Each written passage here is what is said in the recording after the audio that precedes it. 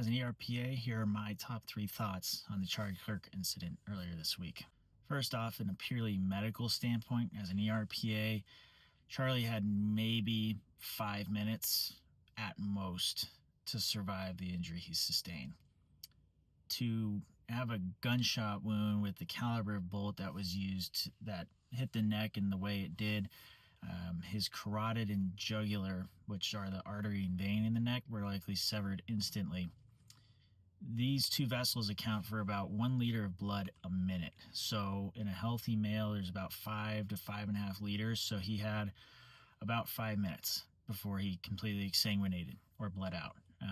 So even if he was at the front door of a trauma center, it would have been very difficult, nearly impossible, likely to save his life. Additionally, the veins and arteries, with the type of tissue they have, they tend to retract.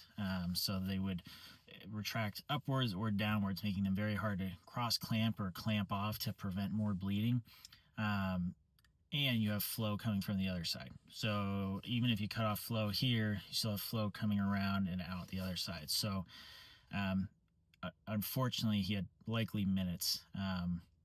He was likely unconscious immediately. The decorticate positioning you saw is likely from brainstem and spinal cord trauma that was caused instantaneously. So from a medical standpoint, that was a nearly insurvivable incident. Secondly, from a moral standpoint, absolutely tragic to see somebody who really was just out there to exchange ideas, talk, and debate, which is what is so celebrated and unique about America, is that we have the ability to do that without the fear of losing our life, as there is the risk in some other authoritarian countries around the world. So it's sad to see that somebody chose to take his life over a disagreement of ideas. And a lot of people are saying, yeah, I didn't agree with him and he was spewing hate. I think you can make the argument about the other person on the other side of the mic who was debating him. Some people think that that person was spewing hate and disagreeable ideas. But that's what makes our country beautiful, is two people can sit across from each other and debate ideas they don't agree on. And we can walk away from that and choose to agree or disagree or change how we think.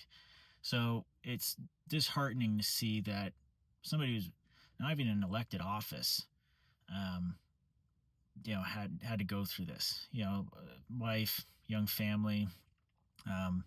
It's truly heartbreaking to see that. I think third and foremost, are the people who are celebrating this.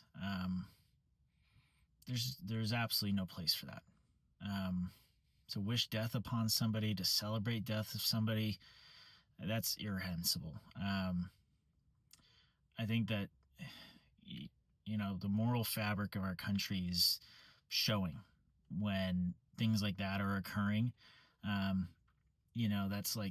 That's celebrating the death of a commentator, celebrating the death of a podcaster. Like, if that's where we are in society, that's a little concerning. And I hope this is a look in the mirror kind of moment for us in a nation in a time like this, and really see what we're about. I think the better choice moving forward is to unite as a country and say, hey, look, we agree, we disagree, but man, put that behind us and let's move on. We're here to make this place better for all of us. It's not a left-right thing. This is a we thing. And it's sad that it took the death of this man and it would affect his family and his kids, who are not going to know really what his dad was about, or not really have his dad around, to understand that. That's sad. So a little deviation from medicine. There was a little medicine at the beginning there, but it's upsetting and it's frustrating, and it's disheartening to see. And thoughts and prayers are with Charlie and his family and those who are close to him.